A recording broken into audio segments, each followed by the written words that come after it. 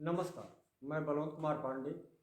आपको बता दें कि संत कबीरनगर जिले के दनघटा थाना क्षेत्र में इन दिनों एक खबर बहुत तेजी से वायरल हो रही है, जिसको लेकर क्षेत्र में तरह तरह की चर्चाएं हैं। मामला दनघटा थाना क्षेत्र के बैकुंठपुर गांव का है। दरअसल बात यह है कि बैकुंठपुर गांव में 4 तारीख को एक व्यक्ति की संदिग्ध परिस्थितियों में मौत हो जाती है, जिसको लेकर के क्षेत्र में तरह तरह की चर्चाएं हैं। बात यह है कि एक परिवार है सुरेश चंद्र पांडे का। सुरेश चंद्र पांडे की 2 पत्नियां, पहली पत्नी से एक बेटा जयप्रकाश पांडे और दूसरी पत्नी से 2 बेटे हैं, जो इस समय अपने पिता के साथ लखनऊ में रहते हैं। जयप्रकाश पांडे यहाँ पर अपनी पत्नी और अपने 2 बच्चों के साथ रह रहे हैं, जबकि उनकी माँ नहीं थी।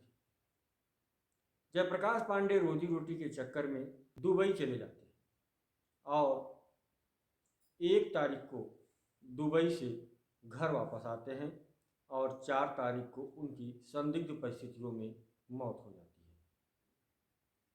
हालांकि ग्रामीणों का कहना है कि मौत घर पर हुई। कुछ लोग उसे हत्या का रूप भी दे रहे हैं। फिलहाल उनकी पत्नी प्राइवेट वाहन से उन्हें लेकर के गोरखपुर जा रही थी और रास्ते में सहजनवा पहुंचकर एक प्राइवेट अस्पताल में दिखाई, जहां पर डॉक्टरों ने उन्हें मृत घोषित कर दिया। उसके बाद उनके मायके वालों ने मिलकर के शव को शवदाह कर दिया। लेकिन वहीं जयप्रकाश के पिता और उनकी मां यह आरोप लगा रहे हैं कि उनकी बहू उनके शव को कहीं छुपा दी है और उनकी हत्या कर दी गई है। बीच बीच में वहीं पर नाम दीपू उर्फ दीप नारायण यादव पुत्र बिलास यादव का भी आ रहा है कि जयप्रकाश की पत्नी का नाजायज संबंध दीपू यादव से था और दीपू यादव और जयप्रकाश की पत्नी दोनों मिलकर के जयप्रकाश की हत्या कर दिए और शव को कहीं छुपा दिए हैं। उसमें 4-5 अज्ञात सहयोगी, जयप्रकाश की पत्नी के पिता, माता और भाई का भी नाम सामने आ रहा है।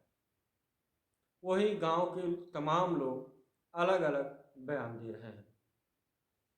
फिलहाल ग्राम प्रधान प्रतिनिधि संजय यादव से वार्ता हुई तो उन्होंने बताया कि कारण स्पष्ट नहीं हो पा रहा है। उन्होंने कहा कि प्रथम दृष्टया जहां ग्रामीणों ने उन्हें सूचित किया तो उसकी सूचना उन्होंने थाना अध्यक्ष दनघटा को दे दिया। अब जांच की विषय है, जांच में क्या तथ्य सामने आता है यह तो अलग की बात है। फिलहाल इन दिनों क्षेत्र में चर्चाओं का माहौल पूरी तरह से गर्म दिखाई दे रहा है। कहीं कोई हत्या तो कोई प्रेम प्रपंच तो कोई बीमारी, तरह तरह की बातें सामने आ रही हैं। इन दिनों क्षेत्र में पूरी तरह से यह चर्चा का विषय बना हुआ है।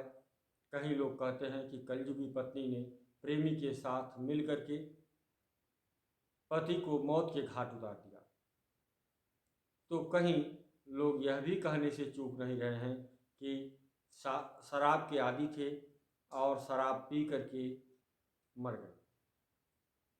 उनकी पत्नी ने सीधे सीधे आरोप लगाया कि शराब पी करके तबीयत काफ़ी ख़राब हो गई थी। उस समय मैं किसी तरह से उनको लेकर के गोरखपुर जा रही थी। रास्ते में उनकी तबीयत बिगड़ती देख डॉक्टर के पास गई सहजनवा में, तो सहजनवा में डॉक्टर ने उन्हें मृत घोषित कर दिया। इन दिनों दीप नारायण यादव और जयप्रकाश की पत्नी के बीच का संबंध भी लोग बहुत ही तेजी से वायरल कर रहे हैं। हालांकि यह जांच की विषय है, क्या तथ्य खुल करके सामने आएंगे, पुलिस प्रशासन इस पर कितना चेतती है, ये अलग की बात है। लेकिन जयप्रकाश के पिता सुरेश चंद्र पांडे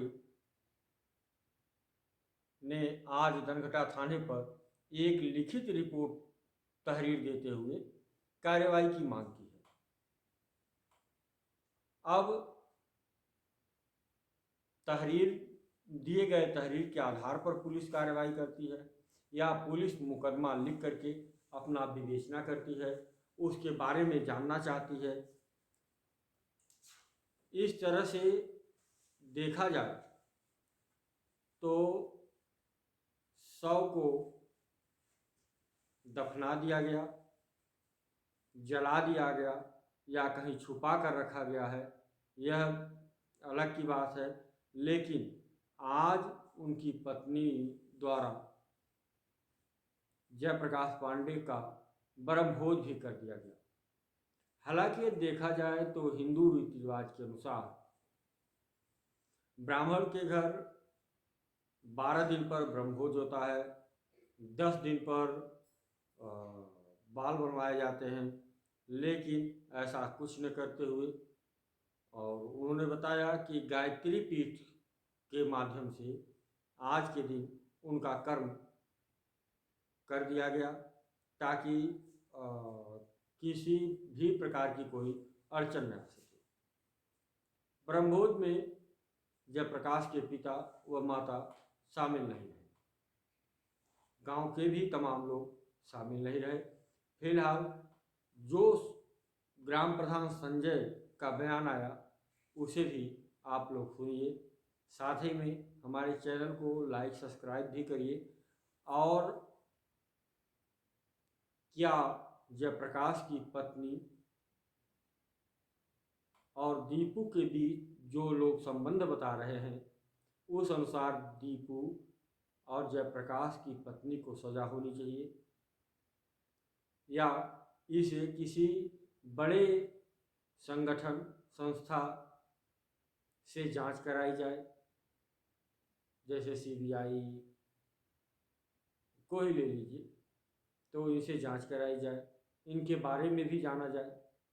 इस पे आपकी क्या राय है वह कमेंट बॉक्स में ज़रूर लिखें। इन दिनों चल रही चर्चाओं में तरह तरह की बातें सामने आ रही हैं, इस पे आपकी क्या राय है इसको कमेंट बॉक्स में लिख करके जरूर बताइएगा। नमस्कार। इस तरह से क्षेत्र की जो घटनाएं घट रही हैं, जो इन दिनों एक माहौल सा क्रिएट हो गया है कि कोई भी बड़ा अपराध करने से तनिक भी डर नहीं रहा है, तनिक भी उनके दिलो दिमाग में डर नहीं लग रही है। तो ऐसे में क्या होना चाहिए, किस तरह की बातें लोगों को प्रेरित कर रहे हैं ऐसा करने के लिए? या तो देखा जाए कहीं न कहीं शासन प्रशासन का जो भय होता था, जिसे पुलिस की भाषा में पुलिसिंग कहते हैं, उसमें भी कमियां आ रही। यदि पुलिसिंग सही ढंग से होती तो शायद ऐसे अपराध करने से लोग जरूर डरते। नमस्कार जी। आप कहाँ के प्रधान प्रतिनिधि हैं? हम ग्राम बैकुंठपुर के स्कूलों को पढ़ा लिखा है। क्या नाम पड़ेगा आपका? हमारा नाम पड़ेगा संजय यादव। कुछ दिन पहले एक घटना घटी थी आपके, जो इस समय चर्चा का विषय बनी हुई, क्या मामला? हमने कुछ बातें सुनी और मैंने गया गांव पर, फिर हमने पड़ताल किया। हम इससे जो है मैटर से जो है हमें कुछ खुले स्पष्ट जानकारी नहीं मिल पाई। मेरा काम था एसओ साहब को जानकारी देना, मैंने थाने पर सूचना दे दिया। अब उनकी विषय है क्या सही है क्या गलत है। अच्छा, फिलहाल जब आपको जानकारी हुई, जो आपने एसओ को सूचना दिया, आपकी एक मीडिया पर वीडियो भी वायरल हो रही है, उस पर क्या कहेंगे? देखिए, मैं एक बिजनेसमैन हूँ, मैं अपनी दुकान चलाता हूँ। मैं तत्काल गया, मैं तुरंत मैं चला आया अपनी दुकान पर। अब जो वीडियो वायरल हुआ तत्काल के बाद था, जो लोग कहे मैं वही सुना, मैं वही कह दिया। अब उसमें सच्चाई क्या है क्या नहीं, वो प्रशासन